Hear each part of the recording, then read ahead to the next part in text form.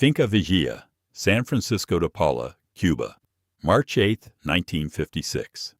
Mary Welsh Hemingway had rearranged the silverware 3 times in the last 20 minutes, which was the surest sign Ernest knew that she was hiding something. He watched her from the doorway, barefoot on the cool tile floor, wearing a faded guayabera shirt. The evening air carried the smell of garlic and slow-roasting pork from the outdoor kitchen. He had spent the morning in the tower, standing at his royal typewriter, and the day's count was 412 words, which was 88 short of what he considered acceptable. He had not written honestly in months. The sentences came out swollen and false, and the pain of writing badly had no story attached to it. It was just silence, where there should have been noise. Mary turned from the table. "Ernest, I should tell you something about tonight." She explained that George, the American tobacco exporter who collected writers the way other men collected postage stamps, had invited a friend performing at the Hotel Nacional that week. "Frank Sinatra," she said, and the name landed on the terrace like a glass dropped on stone. Ernest took a slow sip of his water and let the silence stretch. "The singer," he said. It was not a question and not exactly a statement. It was a way of measuring the weight of something before deciding whether to carry it or set it down. Mary added that Ava had written last month mentioning Frank would be in Havana, and that he was a great admirer of Ernest's work, particularly The Old Man and the Sea. Ernest looked at her for a long moment in which several cats adjusted their positions and the pork crackled on the spit outside. "A man who admires the old man and the sea," he said finally, "is either a fisherman or a liar. Which one is Sinatra?" Mary did not blink. "He's a guest, Ernest. Be decent." The guests arrived as the sun dropped behind the trees, painting the sky in bruised shades of purple and copper. Gregorio Fuentes, Ernest's first mate on the Pilar for nearly 20 years, came first, bringing a bottle of Havana Club and a silence that settled over rooms the way good weather settles over open water. George arrived with his wife and 2 bottles of Burgundy that Ernest acknowledged with a single nod, because wine that good needed no commentary. By 7:30 the terrace was warm with conversation and the clink of ice, and Ernest sat at the head of the table, not because he had claimed the seat, but because no one had ever considered sitting there instead.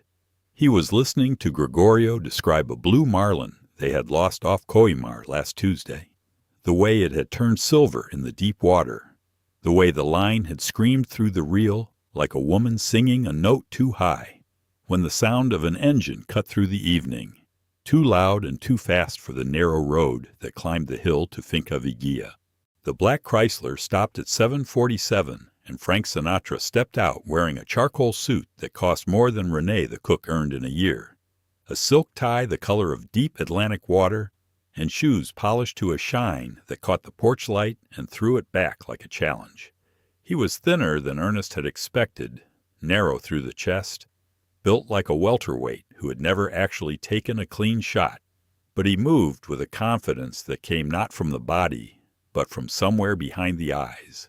The confidence of a man who had learned very early that the world would either love him or try to destroy him, and that both options required the same smile.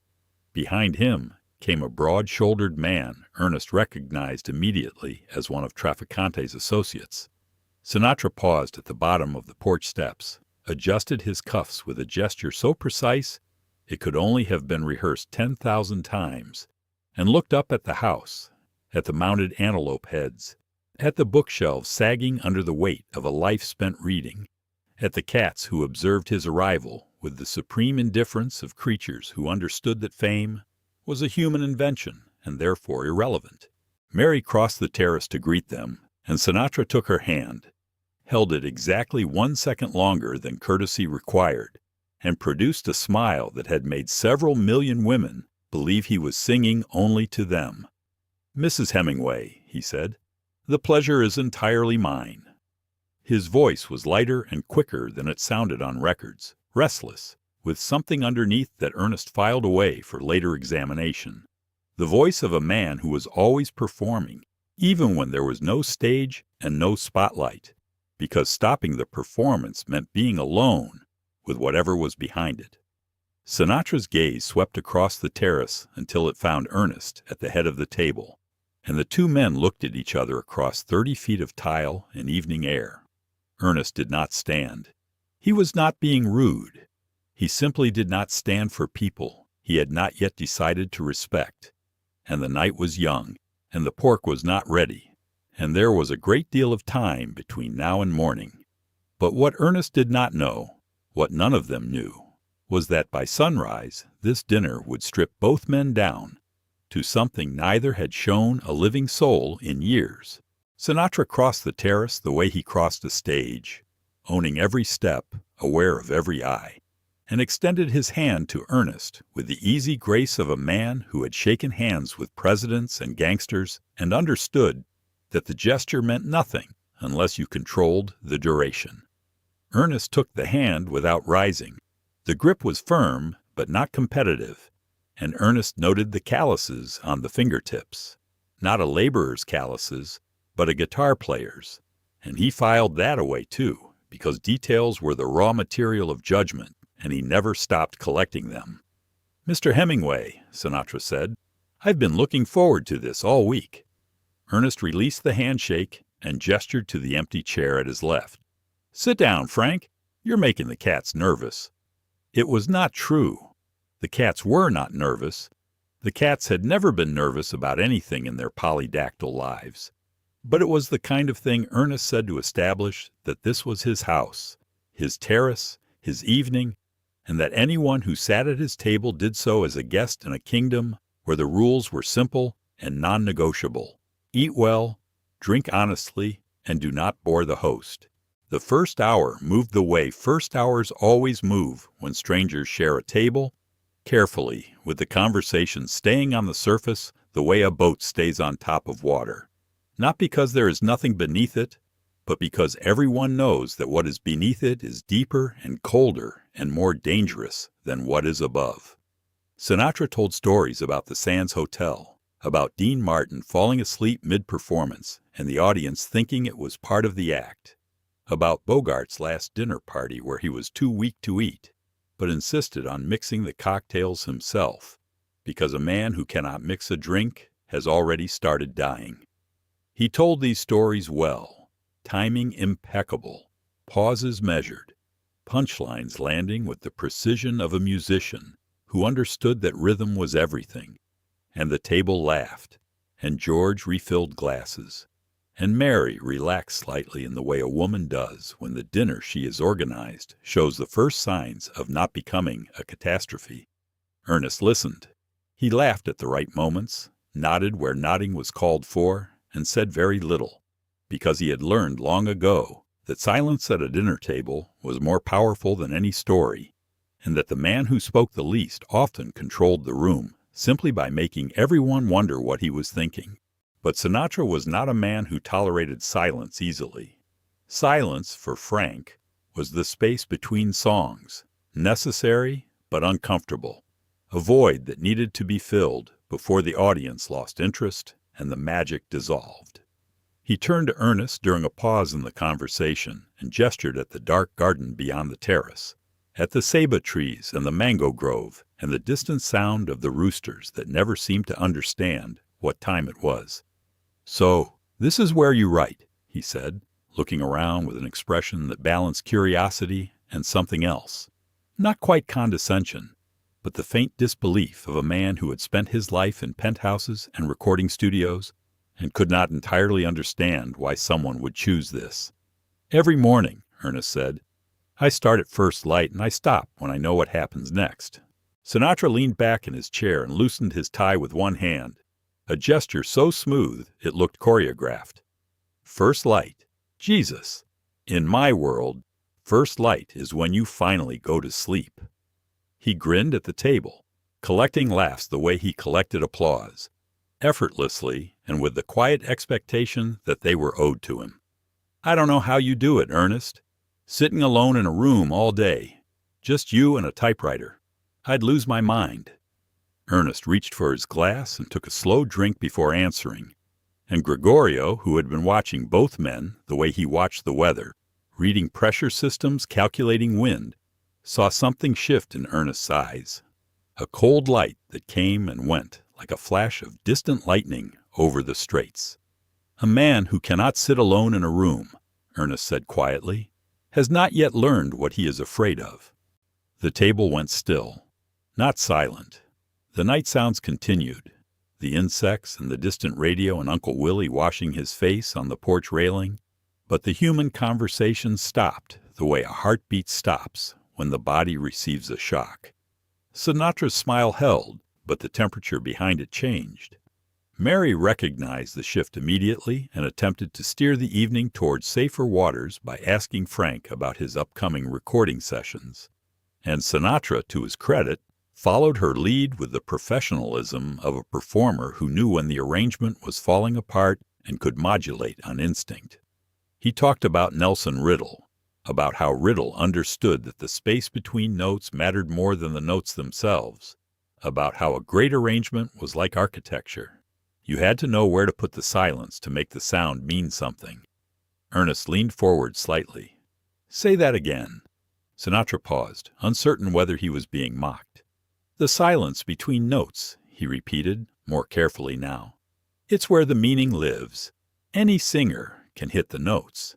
But knowing when not to sing, knowing where to leave the space, that's the difference between performing and telling the truth." For the first time that evening, Ernest looked at Sinatra with something other than guarded assessment.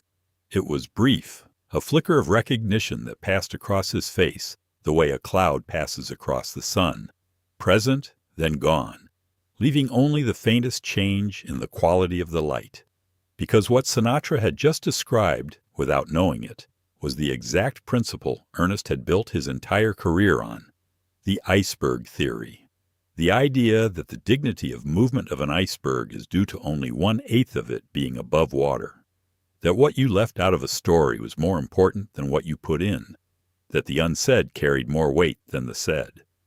Ernest had spent 30 years trying to explain this to critics and editors and other writers. And here was a skinny Italian kid from Hoboken who understood it instinctively. Not through literature, but through music. Not through Flaubert and Turgenev, but through Nelson Riddle and the empty space between the notes of a ballad sung at 2 a.m. to a room full of strangers who were all, in their own ways, alone. Ernest set his glass down. "You fish?" he asked, and the question carried more weight than 2 words should have been able to hold. Sinatra shook his head. "Never had the patience." Ernest studied him for a long moment, then nodded once, not in agreement, but in acceptance of a diagnosis he had just confirmed. "That's because you've never been afraid of what comes up when everything gets quiet." Sinatra's jaw tightened, barely perceptible, but Ernest saw it because Ernest saw everything, always, whether he wanted to or not, and it was both his gift and his curse that he could read the human face, the way a navigator reads a chart and could never look at anyone without knowing precisely where the shallow water was. Sinatra opened his mouth to respond, but before he could speak, Gregorio stood from the table and announced that the wind had shifted and tomorrow morning would be good for marlin. He said this to no one in particular, but the timing was so precise that Mary later wondered whether the old fisherman had understood everything that was happening and had chosen that exact moment to break the tension, the way a good first mate knows when to change course before the storm arrives. Ernest looked at Gregorio, then back at Sinatra. "Come fishing with us tomorrow," he said, and it was not an invitation but a challenge disguised as one. The way everything Ernest said was at least 2 things at once. Sinatra arrived at the dock at 4:58 in the morning, wearing a white linen shirt that still had the hotel's pressing creases and leather shoes that had never touched salt water. Ernest was already on the Pilar, barefoot, shirtless, rigging the outriggers with Gregorio in the gray half-light that came before the sun, when the sound of the car door reached them across the still water of the harbor. Ernest glanced up and saw Sinatra walking down the dock with the careful steps of a man who did not trust the surface beneath him, and for a moment he looked nothing like the person who had commanded the terrace last night. He looked smaller, uncertain, like a boy arriving at a place where none of his usual advantages applied. Gregorio handed Sinatra a pair of old canvas shoes without a word, and Sinatra put them on without protest, which Ernest noted as the first honest thing the man had done since stepping out of that Chrysler. They cleared the harbor in silence. The engine hummed low and steady, and the Havana skyline shrank behind them until it was just a pale line between the dark water and the darker sky. Sinatra sat on the fighting chair and watched the wake spread behind them like a white scar on the surface of the Gulf Stream. And Ernest stood at the wheel, feeling the current through the hull the way a doctor feels a pulse through the skin, reading it, measuring it, knowing without thinking whether the body beneath was healthy or sick. The sun came up at 5:41, and when it did, the water changed from black to dark blue to the impossible deep purple that only the Gulf Stream produced. And Sinatra said quietly, almost to himself, "I've never seen anything like this." Ernest did not answer immediately. He let the silence sit, let it grow, let it become the kind of silence that Sinatra had described last night, the space between notes where the meaning lived. Then he said, "This is what it sounds like when nobody's watching." Sinatra turned and looked at him, and for the first time there was no performance in his eyes, no charm, no calculated warmth. Just a man on a boat at dawn, a long way from any stage. "You know what Ava told me once?" he said. "She said I was the loneliest man she'd ever met, that I could fill a room with 10,000 people and still be alone in it." Ernest kept his eyes on the horizon. "She told me something similar.